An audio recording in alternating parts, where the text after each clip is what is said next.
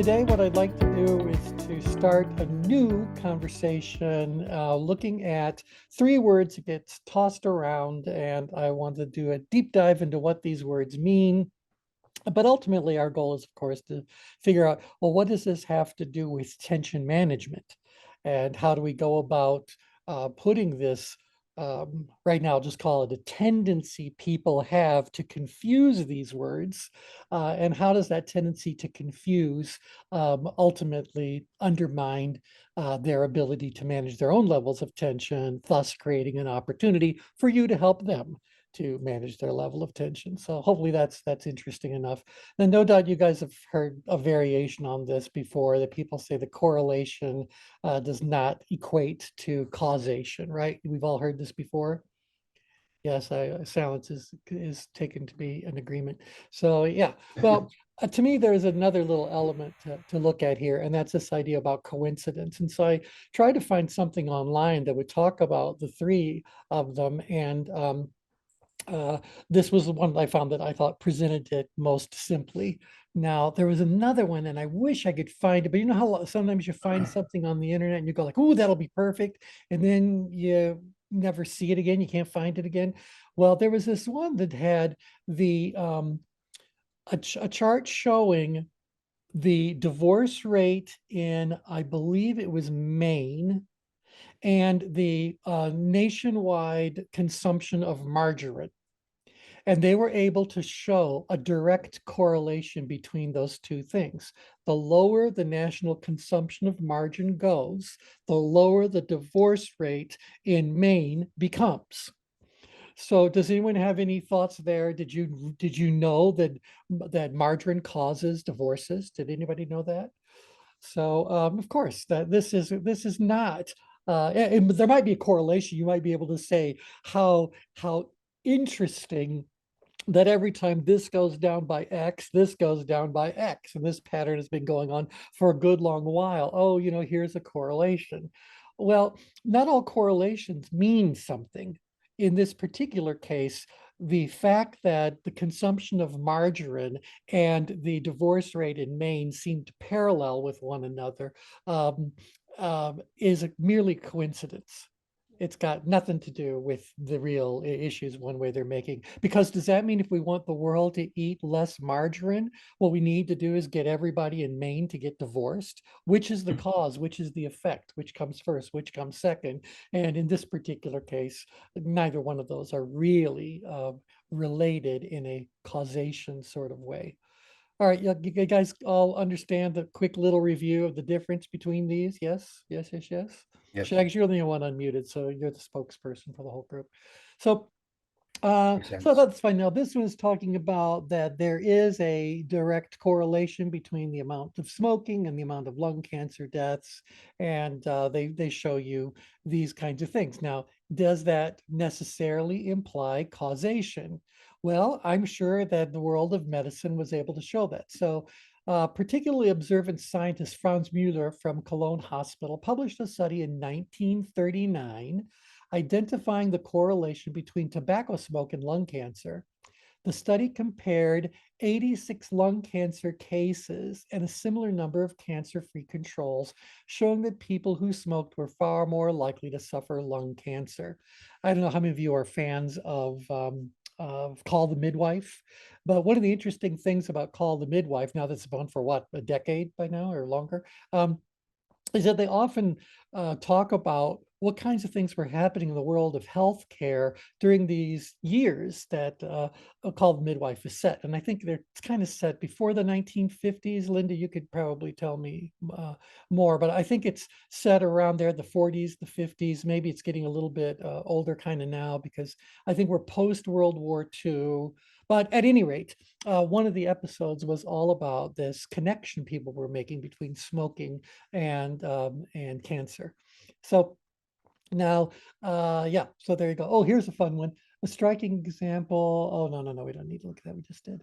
Okay. However, while a correlation between two sets of observations or measurements can point to a causal relationship between them, correlation does not always imply causation. That's what we talked about with that.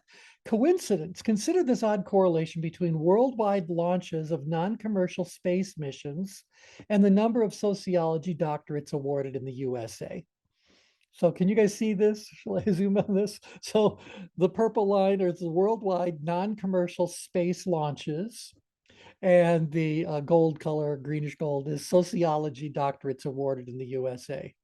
So obviously you see quite the interesting little, what I'm going to say, I don't want to call it a matching, but you see the correlation that they're implying all the way back to 1997. So is there causation here? So this, as real as it is a coincidence. It's also not a freak occurrence. A quick internet search of spurious correlations will bring up a whole host of correlations that are purely coincidental. All right, now we could go on through this, but I want to start giving you some questions about how this applies to our world of human development. So Daryl, David, you're unmuted. So what would you like to chime in? Um, it's interesting, T. I'm reading a book called The Randomness of Probability, and it goes to explaining these types of things. And I'm not through it yet, but it does speak to this quite extensively. So the randomness of probability, is that what it's called? Yeah. Interesting. Good. All right, yeah, right. Somebody write that down. Check it out. Brian, you're on the call. Have you heard of that one, or is that a new one for you, Brian? No, I Wait a have. minute. Oh, just one Yep, second. I have that book. Oh, you did?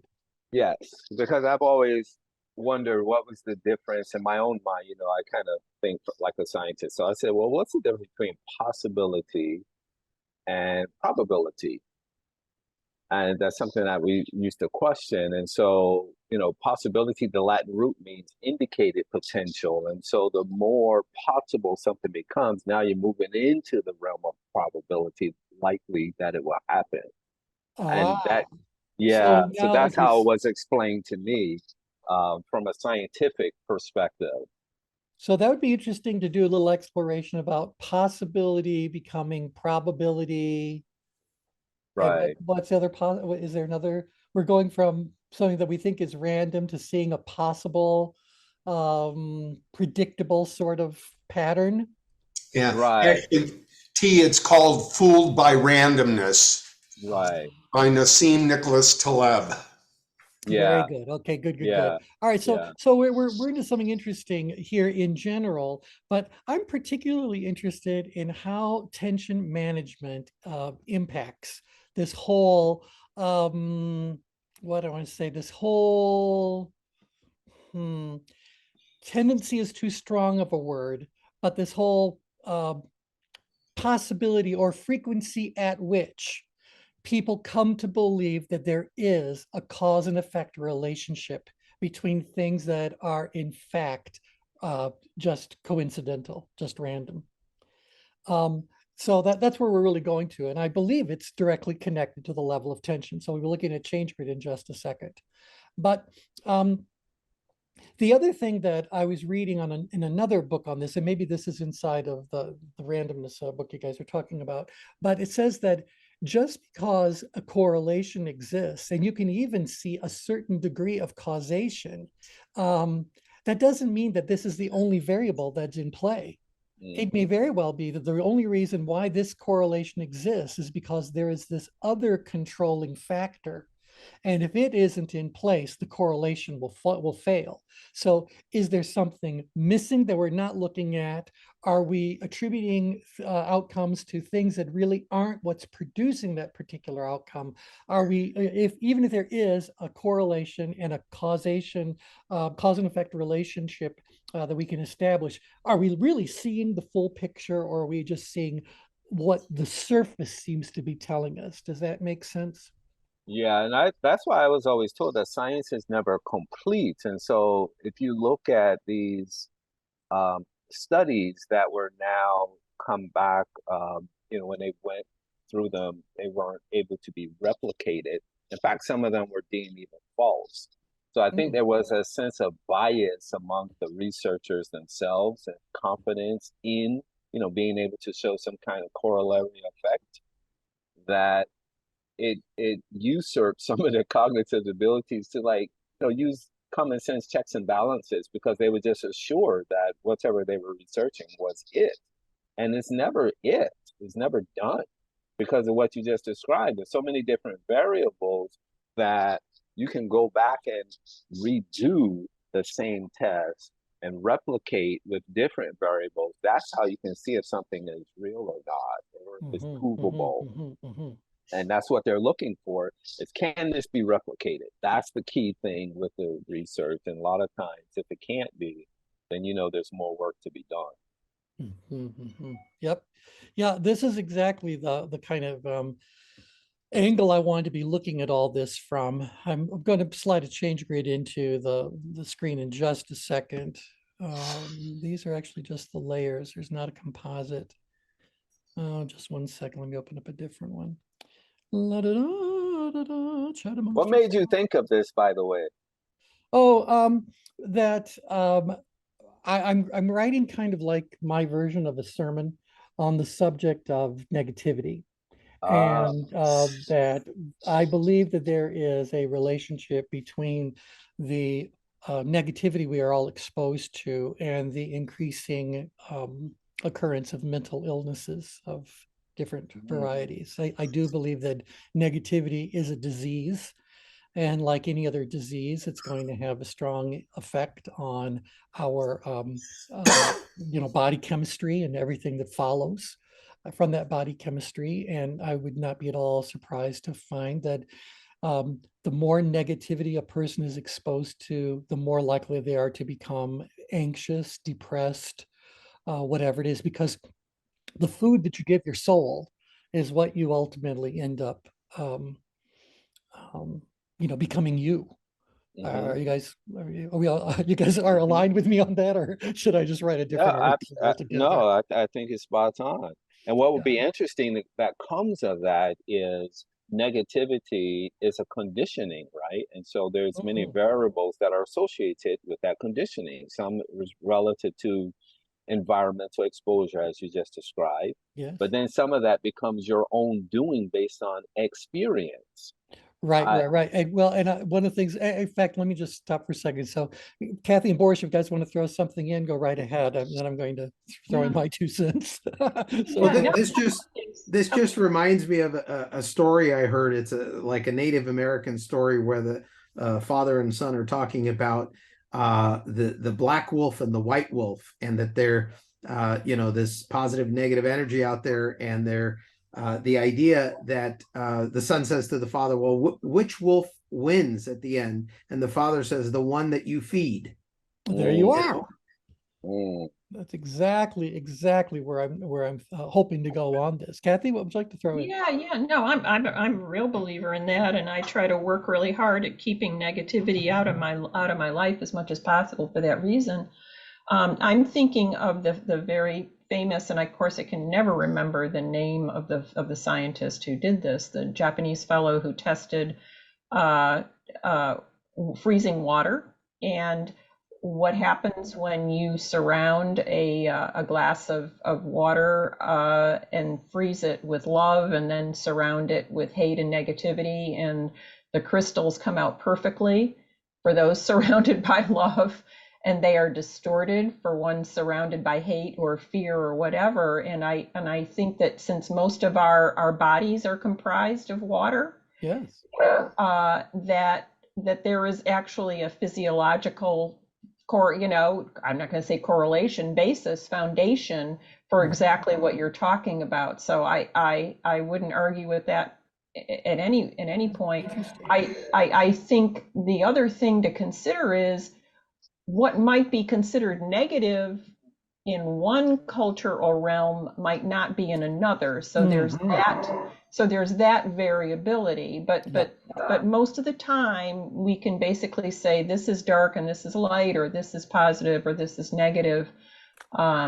You know, Well, and I think that there's also a difference between negativity and, as we've talked about, we talk about the path of self-discovery, logical negative assessment.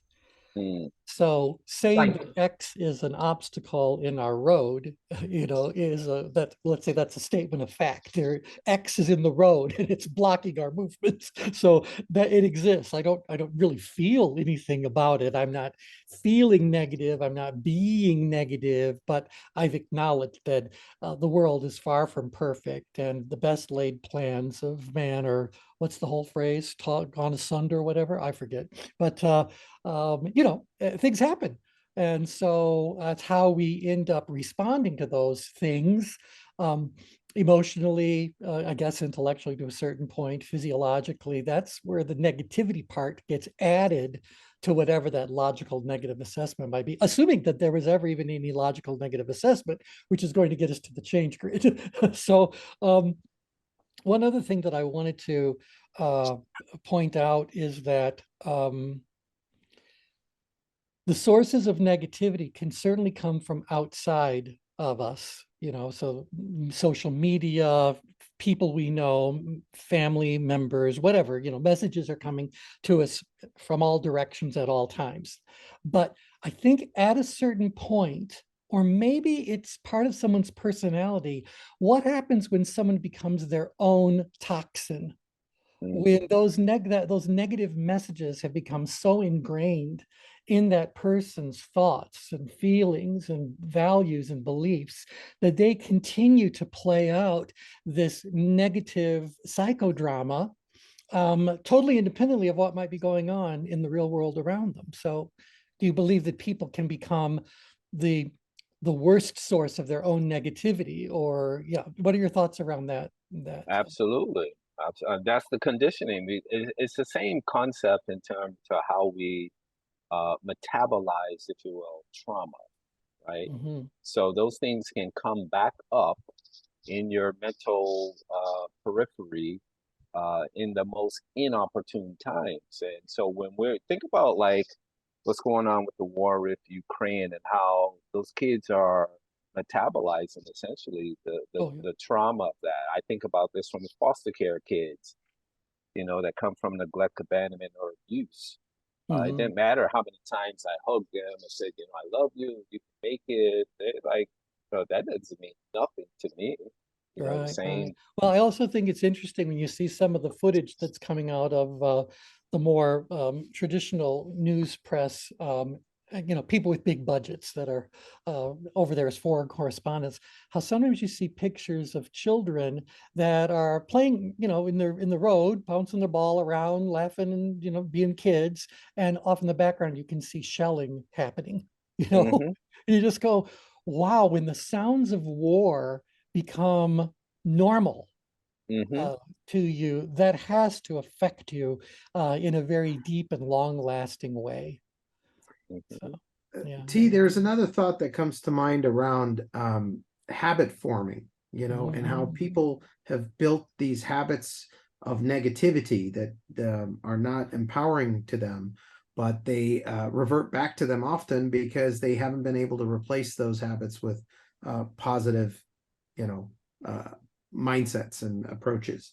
Mhm. And Mhm. those are the challenges I see with a lot of people that fall into this trap, is they've built these habits for so long, however they got there, that they can't seem to get out of that stinking thinking, as I call it. That's right. Stinking thinking. I like that.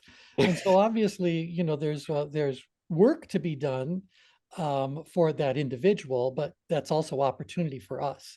And so um, I think we all kind of are on the same page as far as this whole energy thing that's going around about causation and all that. But I want to know how it affects our level of productive tension. So let's start with this. Where on the change grid would you need to be in order to make the most accurate correlations, to determine the most accurate correlations? Where does that happen on the change grid? Center. Yeah, In the center. center of the change grid. And any range you want to give to it? So between here and here, or this, anything else you want to center, and where? Between 4 and 8 and 4 and 8. Between 4 and 8 and 4 and 8. Okay, yeah. So you've kind of opened up a square kind of around the middle. And that means that when people are leaning slightly out grid, they could be very good at correlations. People that are slightly up grid can be very good at correlations, or in grid or even down grid can be very good at correlations. But what's driving, oh, I wasn't counting, I wasn't pointing, but yeah, here it goes, squiggling around. Someone who's out grid a little bit, again, to David's point, just keep it kind of mellow, keep it at the 8, little range, but there, anyway, here they are, slightly out grid.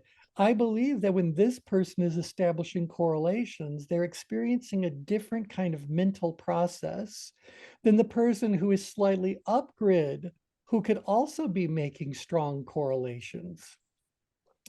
Or the person who's in grid might be able to, or down grid. Now, I'm not suggesting those are 4 equal kinds of things. So let's, for a few minutes, talk about what's behind the correlation. What's motivating this individual to even seek out a correlation? So what's going on with that? So let's kind of start with out grid. So why would someone who is slightly out grid, so again, they're an amiable driver, all the way out to a driven, amiable driver. Why do they care about correlations? What are they searching for? What's the whole point? So tell me a little bit about their mind. They're searching for either some sort of self-power or action that they want to take. Yep. In moving themselves forward in some way.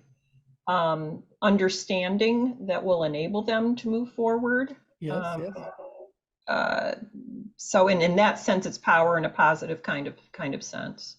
Right. And so if I said that someone who is slightly outgrid, again, they're driver energy, but they are a friendlier sort or a gentler sort. Nevertheless, they want to move things forward. What if I said they are a very good high school student, top scores, top tests, all that kind of stuff, Ivy League material? They want to become a very high profile, high powered corporate kind of an attorney. This is where they are on the change grid. What kinds of correlations might they be looking for in order to help them do that, become what they want to become? I have one in mind, but I thought I'd just throw it out there. The characteristics of other high-performing corporate attorneys. They might want to go because past performance is a good indication of future something or another. What was that one? A good predictor, whatever. So what have people done? What success leaves a path. So success leaves traces. So can I follow those traces? What do you think some of the world's most powerful, prominent, successful corporate attorneys might have in common? Deep expertise. Deep expertise. So in a particular industry, in a particular type of law, we've already said corporate law. What else might they have in common? Well, all attorneys are trained in reasoning, decent reasoning. Yep. But again, I said I'm a high schooler for a reason. Personality types. Yeah. Personality types. Yeah. Strong desire to win. What's that? A strong desire to win. Strong desire to win. This is all very true, true, true. But I, as that high school student, what's that? I, as a high school student, am trying to figure something out that I believe there's a direct correlation between the decision I make, the action I take based on that decision, and my likelihood of success in that field of law. My passion for it. My passion for it, yeah. I guess I'm looking for something a lot more practical. What about just educational? That's where I'm going. Which school I'm going to go to, and Right. And so I'm thinking, is there a correlation between graduating from an Ivy League law school and getting prominent positions in law firms? And even inside of the Ivy League, are there certain Ivy League degrees that are more likely to get you an even better opportunity? So I think that law is certainly one of those where you went to school seems to make a big difference.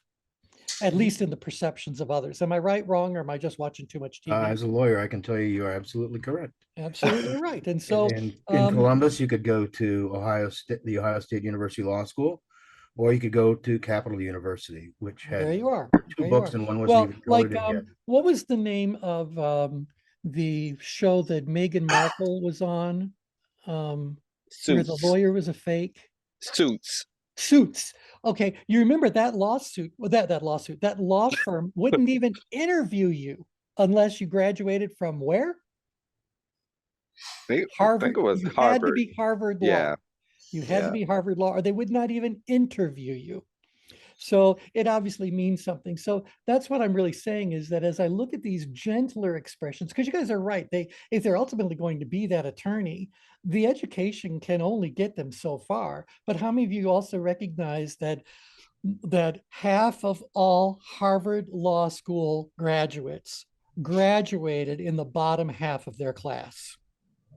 Now, that's a Wow. statement of the obvious, but soak in it for a second, right? Half of all the attorneys. Do you guys realize? But it doesn't matter, T. That doesn't really matter. They got the education. Yeah, maybe the ones that were better grades or whatever, they still had that edge.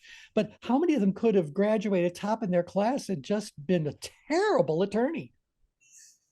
In fact, Tia, I remember a statistic. I don't remember the exact number, but a high percentage of those people actually ended up not practicing law. Well, They went into other pursuits. Yep. I like this. Shags just wrote, the A students teach and the C students work for the B students. That's exactly what they told us. Yeah.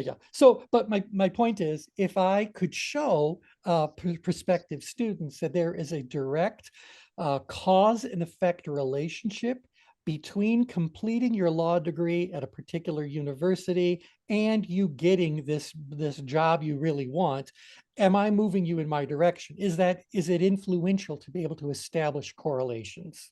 Absolutely. Yeah. Yep, I think that's what colleges do. So I would say to you that the outgrid correlations how about this? The correlations that someone outgrid is seeking are correlations that are going to give them some sort of an advantage, some sort of, because they want to win.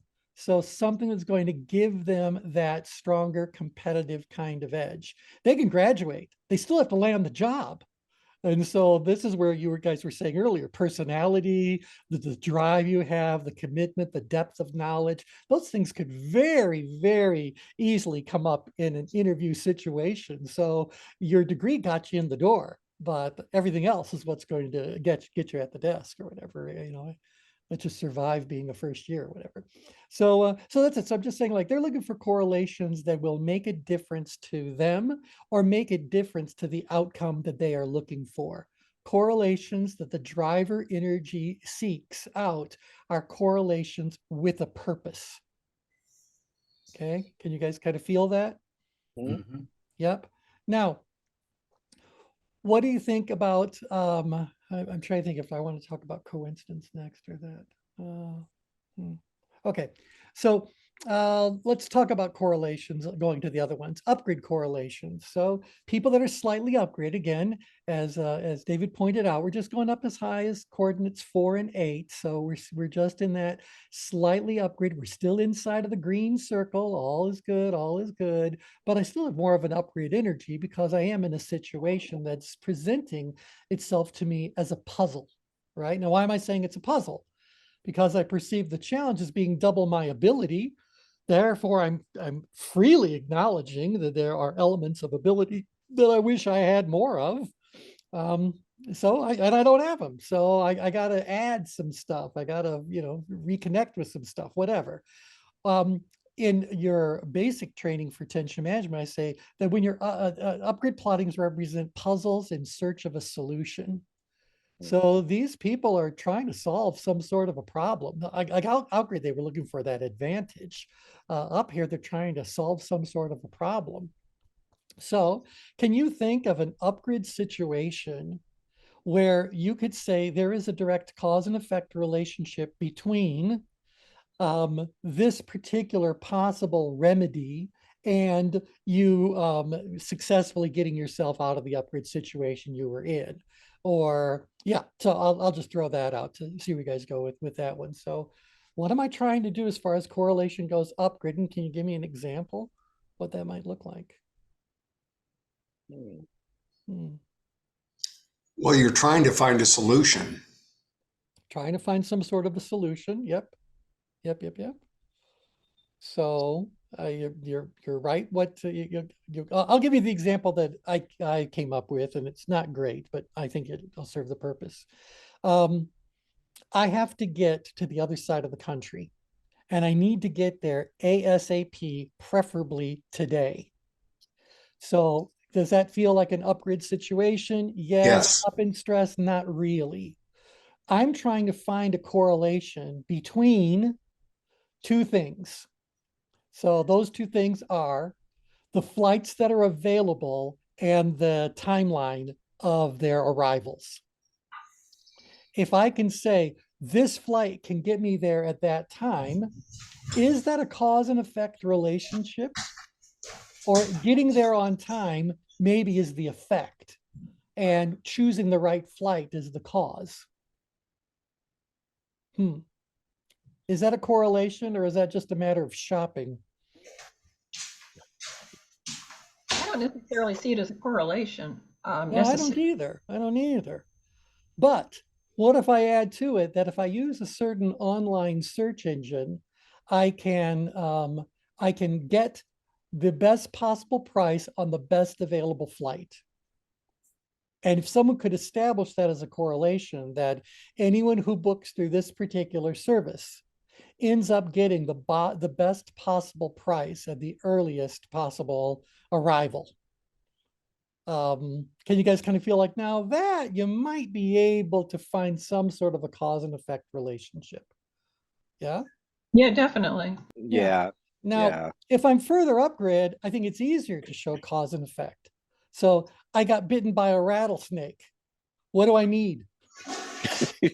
I need the anti-venom or whatever it happens to be. There is a cause and effect relationship between your survival of a rattlesnake bite and the efficacy of whatever that anti-venom happens to be. Make sense? So sometimes the cause is very good. It really goes back on that, but nevertheless, the dynamic remains the same. People that are upgrid are looking for some sort of a solution to their problem, and they want it to be a cause and effect kind of thing. They want it to be for causation to be there, not just correlation. Would you say things like exclusivity kinds of groups, like the people like that invested with like Bernie Madoff, right? They wanted to be a part of something and wanted that success, and it was marketed to them that if you come into this club, you're going to, get that kind of success. Because it seemed like they bought into something. Yeah, that'd be more of the outgrid example, because people are doing it to get an advantage over, so they'll take the bigger challenge because you represent an enhanced ability for them to meet that particular challenge. But your example is absolutely right. People are looking for it. And I was hesitant to throw this next little question out, but I feel like it's probably more frequently encountered outgrid and upgrid. So let me throw this in now. There are times when people try to establish a correlation and causation when in truth, things might just be coincidental. So we already said that people who make the best quality decisions when it comes to correlations, causation, sorts of things tend to be inside of the green circle. All right, so does that mean that the further I move away from the center of the change grid, the more likely there is to become flaws in my assessment skills, flaws in my judgment, flaws in my decision-making, flaws in my action taking? Where am I more likely to frame coincidence or to view coincidence, label coincidence as causation? When you're emotionally attached to it. when you're emotionally attached to it. And now the emotions of being extremely far out grid are different than very far up grid. But how many of you recognize that if you are in the out grid danger zone, way over here, you're in the out grid danger zone, you may very well be convincing yourself of a cause and effect relationship between two things that could be purely coincidental.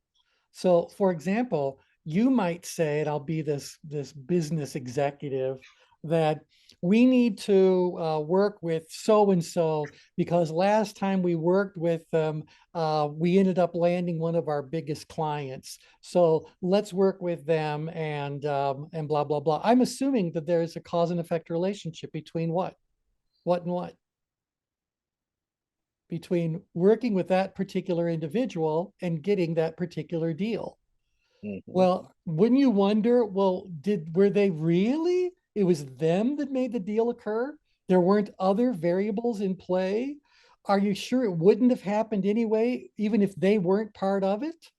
So these two things, who you might be, oh, by the way, even if they were successful with that deal, do you really want to say there's a cause and effect relationship that you can predict upon working to your advantage in the future as well? Because they got the deal last time, they'll get the deal next time and the time after that and the time after that.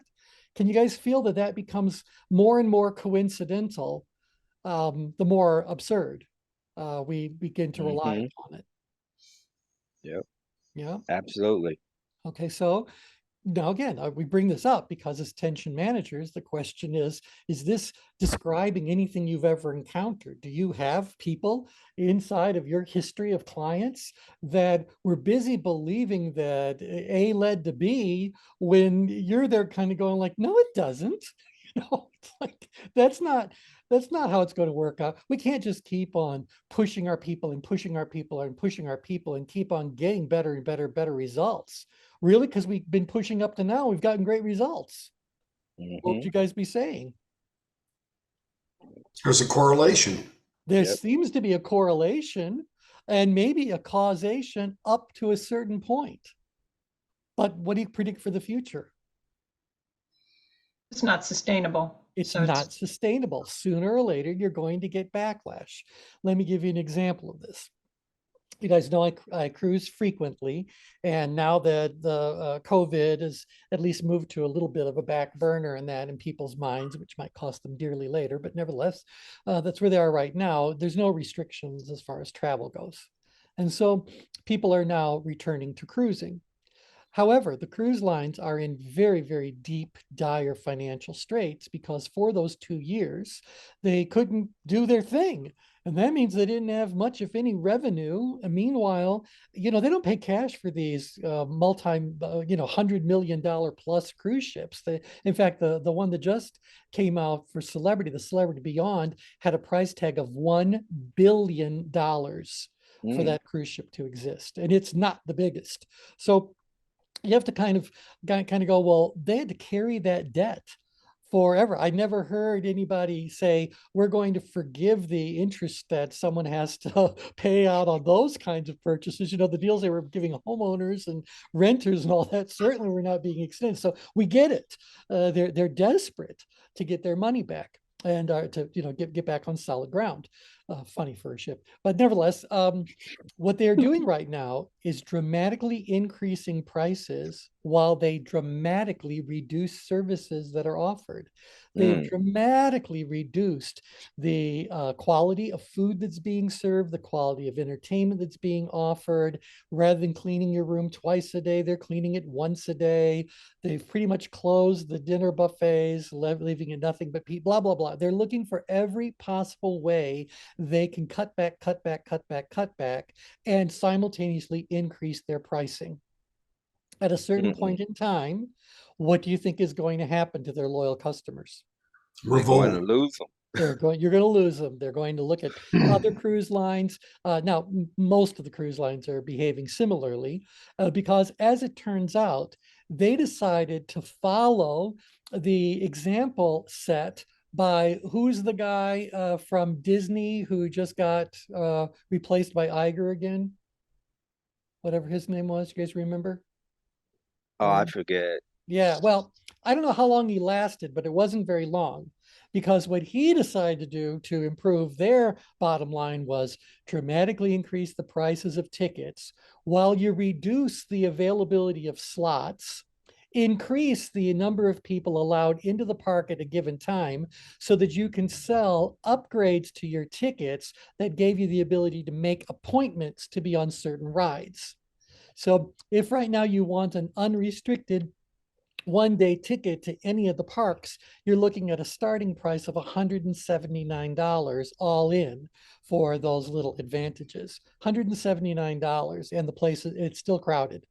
So what ended up happening was that there was a massive Disney revolt among Disney lovers. And so that was one of the reasons why Iger was brought back in. Is his name Iger? I think so, something like that. Anyway, and he's returning things to as normal as he can, as quickly as he can. So this is the whole thing where you've got people that are outgrid, too far outgrid, that are in the position to make these kinds of decisions, who believe that there is a direct cause and effect relationship between what they're looking for. So does increasing prices increase your bottom line? The answer is yes, to a certain degree, for a certain amount of time, certainly. But the day will come when pushback. So will I still be able to command these ticket prices if I also reduce the amount of services that we're offering? So lately people have been reporting that Disney's parks are dirty. And so, I mean, I don't think I've ever seen a single piece of trash sitting on the ground for more than a few minutes before somebody would pick it up, or whatever. So they're saying that's they're not maintaining things, blah, blah, blah. So how much of a reduction can we make and still maintain our profits or increase our profits because we're reducing our expenses? Can they do that? Yes, they can. And is it effective? Perhaps, for a certain amount of time. But sooner or later, what's going to happen? Your loyal customers are going to say enough. And so we're not coming back. We refuse to spend whatever you want for this, that, and the other thing. Even though people who go to Disney properties know going into the deal that this is a real expensive experience they're about to have. Nothing's cheap at Disney. So exactly. right. So you get the idea. That to me is when an outgrid energy, particularly a driven driver's energy, can become one that is so powerful that they create cause and effect relationships where either they truly don't exist, or to Kathy's point, they're not sustainable. And so there'll be a price correction will have to occur later on. And then we'll watch in the world of cruising, prices will go down and new perks will appear and all that sort of stuff. All right, so can you see that there is a possibility that out here people might have the illusion of a cause and effect relationship that would lead them to make bad choices that you might very well be able to help them fix? Wouldn't that be in any of the danger zones, T? Well, yeah, I mean, obviously the context is going to change as we go around the 4 danger zones. But this is one that I think is probably our biggest or second biggest moneymaker, dealing with people who struggle with this, because they have to be, I mean, who are they listening to? Or I know I'm mumbling, but we know who they're not listening to. They're not listening to all the people who have been around them and been with the cruise line or with Disney for so long. They can say to you, that's not going to work. They're not going to put up with it. But nope, ignore that, blah, blah, blah, blah, blah. So these people, we can often get pulled in because you listen to an outsider before you go listen to the people you're already paying millions of dollars for to have on your management team. Okay, now upgrade, I think the same thing holds true, but it's a very different dynamic. Why would someone who's in the upgrade danger zone and expressive, why would they create cause and effect relationships where nothing but coincidence really exists? To survive. To survive. What's driving them? Hope, desperation. Please tell me there's a cause and effect relationship between running from a bear and survival. And like, living. no, you just made yourself more interesting. So, but you're in a fight or flight kind of situation up there.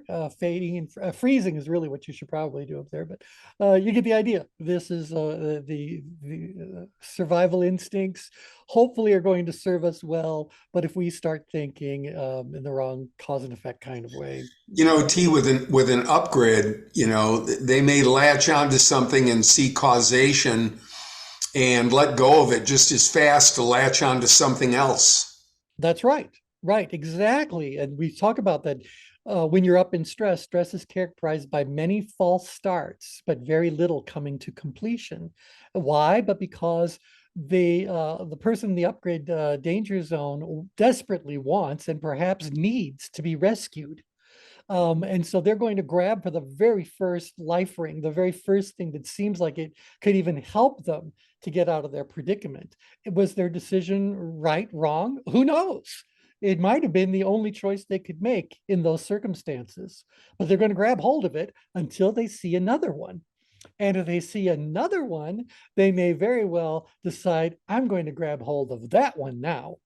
And so they're always abandoning the course they were on, never really stopping to determine whether or not staying on a particular course would be best for them. So how many of us have worked with clients who are up there scrambling for any solution that will help them with their predicament? Yeah. Yeah, And when they're up that far, the emotion is so overwhelming. There is no logical reasoning or very little. exactly, exactly. And so this is what I'm saying, like our the human development industry is probably populated more with clients that are too far out grid or too far up grid. Maybe if we're lucky, we get an interesting business coaching client that be in the middle. So perceived challenge is still really high, but they perceive their ability as being moderate. So they're looking to us to add to their expertise, etc. So we're more of a resource than a rescuer. More of a resource to them than this guy over here who is throwing caution to the wind and just attacking whatever they think is right. So T here's where we prepare to say I told you so. T, am I off track in thinking, like, I've got two words that keep coming into my mind, which is anybody who's upgrid is in kind of a learning mode versus somebody that's outgrid is in a deciding mode. And so I they're would looking for correlations to justify that position.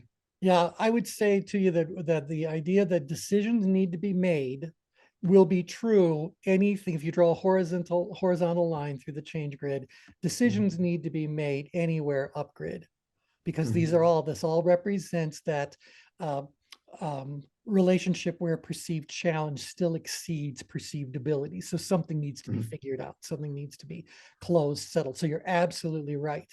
You're also right that the more outgrid we go, the more likely we are to move into action. So if we look at the engagement rings, I won't go digging through to find the layers. You guys know what you're looking at. So right here, the person is a very strong intention, this little band right there. This one, they're very engaged, and we know that execution is a form of engagement, an aggressive form of engagement. And so certainly when you're talking about taking action, first, I need to be moved through awareness, maybe bring me out of hyper awareness into plane awareness. I formulated intention, I get moving, start doing something. So this really is about action being taken more outgrid. Where I would say to you that there is a difference between action and reaction. So upgrade people are still probably taking action, but the decision came from a reactive decision-making stance rather than outgrid, which would be more of a proactive decision-making stance. Yeah. Does that, yeah. Yeah, Questions, that comments helps. about that? Yeah, I gotta say, I'll step out of my role for a second. Isn't it interesting how the things we've been talking about for years, we still come back to again and again because we never run out of examples to illustrate them and demonstrate when and how they hold true. So yeah, I'm kind of impressed with myself at the moment. You know, and all, I mean, look, I might have been the one who started this, but ultimately these additional layers and all that, it all came through merging of brilliance. It all came through having people, they didn't know they were in my circle of brilliance at the time, but they were. Now, you guys know you are. So, we should be able to refine this more and more. And that means revisiting the things we already know are true is just helping that process, Right, especially Right from all now, the variabilities and perspective of stress. And I was on a call with Boris earlier, talking about burnout and how, that's now a ICD-9 code from the World Health Organization. So on top of stress, you can now go to the doctors for burnout. So oh, we keep talking about the same thing now, and there's so many variables around it that we can, pick and choose and see how these people are presenting to themselves causation as to exactly. why they're there. Right, right, right, right. It's fascinating. Well, and so I think we can see an illustration of that looking at the other two possibilities. So, do people on the downgrade side of things see cause and effect relationships? And is there a possibility that the cause and effect relationships they see are in fact coincidental? I think that's likely, T. I think somebody who's downgrade has a tendency to believe in themselves too much and not test their theories. And yeah, Yeah. And Yeah, we've said again from your initial training that um, people pay attention where they find their tension. So if there's no tension, there's no attention being paid to these things that are downgrade. So we've talked about that apathy is the side effect of mastery. Well, if your ability is a 10, 11, or a 12, and your challenge is a 1 or a 2, I think it's fair to say that having 5 to 6 times the ability to attack a challenge is evidence of mastery, maybe 1 degree short of mastery. You get the idea? So mhm. they think they know it, and because they think they know it and they're in apathy, what happens to their ability to notice the changes that are taking place in the world around them? diminished. Yeah, Diminished. And so we say that they often, instead of believing that they are out of control or seizing control or in control, down here, what do they have? Illusion of The control. illusion of control. If we looked at the adult learning model, over here, I'm an unconscious incompetent. Up here, I'm a conscious incompetent. There, I'm a conscious competent. And downgrade, I'm an unconscious competent. What's the problem? The problem isn't that this is a one-way street. This is a cycle. And hmm so my unconscious competence sooner or later has a chance of devolving into unconscious incompetence all over again. Why? But because the world kept changing, I didn't notice. The control that I may very well have actually held at some point in the past simply wasn't an evergreen thing. It changed as or its value diminished as the situation changed. yeah, And that's how the trip around begins again. So, so when I think about the relationship that they find and their likelihood of coincidence, I think it's all happening below their consciousness. I think that this is not any kind of a deliberate thought process. You guys with me? This is autopilot. hmm Um, this is power apathy, the assumption that some cause and effect relationship that definitely existed before continues to exist and always will continue to exist. yeah. It's the Mhm. iceberg effect, right? The Right, iceberg has all that exactly mass right. underneath, and you're only dealing with that top part there. That you've been doing for so long. That's right. And this is the head in the sand as well. Although sometimes head in the sand is a way to escape. This is just at a certain point in time, you wanted to cool off your head and you put it into the sand and you thought like, oh, this is nice. And you stayed there. So that's what's happening here. What rock have you been living in? Our language is filled with examples of where we're basically saying to someone, you really aren't thinking about this. You haven't been thinking about this for a long time, and now you're in a different predicament. So that's what's going on down here. They don't look for cause and effect relationships. They feel like they already found them and that they can rely upon them, etc. Does that resonate with you guys? Does that seem hmm to fit? Yeah. Yep. All right, that leaves us then these people that are too far in grid. So the in grid danger zone. Now, I'm going to give you an example of a cause and effect relationship they might actually experience, and tell me whether or not we can come up with some examples that aren't so severe.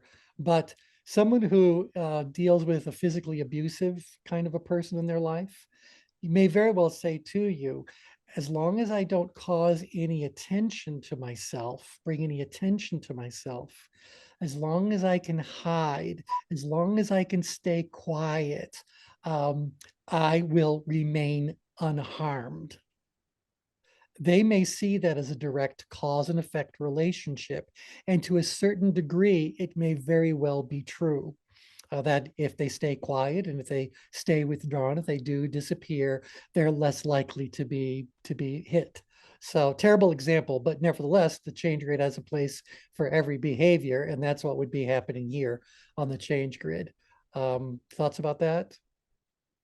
So that's somewhat of an illusion as well, yes? Well, and that's where I go like, or is it just coincidental that not being seen equals not being hit?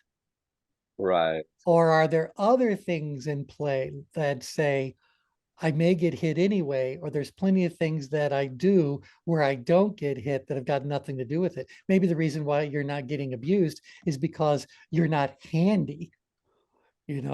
I don't know, but I know this is certainly an area of the change grid that if I ever met one of these people, I would not personally work with them. I do whatever I could to get them the kind of protection first and intervention second that they need. But this Yeah, is outside of my realm of professional acumen. yeah. So, T, I think there's a sense of safety there as well. Jane Elliott, who does a lot of work in the DE&I space, is real popular for her work. And she was doing a live session where she was attacking a certain group of folks. And in her debrief, she asked that group, why, when you guys saw me attacking T, why didn't any of you come to his rescue?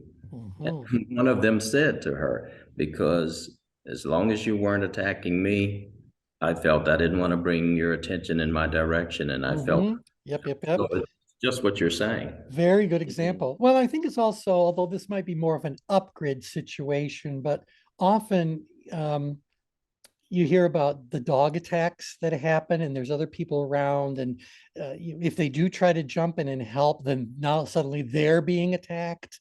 I think that there's a lot of times when people, well, heroes kind of step into harm's way in order to save someone else, for all those kind of good reasons we can come up with. But the thought that I knowingly am not going to get involved because I don't want to be on someone's radar now. How often does that really play out? Now, the activity would be, how about, so let's put into a business setting. So you're someone who's working in an administrative kind of a role and you've got a real ogre for a boss. You may very well say to yourself, I don't have a whole lot of ability to get along with this person to do well. But if the question is avoiding their wrath, I certainly have enough of ability, and it can be easy enough as long as I just make sure I'm invisible, as long as I make sure that I'm nowhere to be found, as long as I make sure that someone. In fact, I'll give you guys this example. Well, I don't believe it would live here on the change grid. How many of you, when you're out there driving, choose your speed limit such that there's always someone driving a little faster than you are, just in case? Airmate. Yeah, just in case you pass a police officer, you just go, I wasn't the fastest one. That hopefully that means they're going to go after the bigger fish. But Yeah, that yeah, never and works. yeah, well, hey, if they're paying attention where they find their tension, then they should certainly recognize that the person who really is driving faster is probably a bigger ticket on the financial side of things, but it's probably a bigger threat to the world of driving to begin with. So, yeah. Okay, let's see. Oh, we're right at the top of the hour. But this is what I was just saying, is that I do believe that this idea about mistaking coincidence for causation is something that we encounter and work with in our role as human development professionals. So there are lots of correlations we're going to find we can create. It's almost like, we could play a game called Find a Correlation, and we'd probably be successful most of the time finding plenty of correlations. But what we really are interested in is causation. And even in our positive work we're doing with some, we're trying to say these are the behaviors that will cause success. Oh yeah, lawyers look for proximate cause. So if we can't find the ultimate cause, what's the next one in the logical sequence? What was something nearby the change that made? And that could either give us a good starting point, or could give us a good step in the right direction. Mhm. But that's what I'm saying. It's like we deal with people who really need to recognize a coincidence when they are labeling it as causation. And there you go. So yeah. All right, thoughts about what I've shared with you guys today?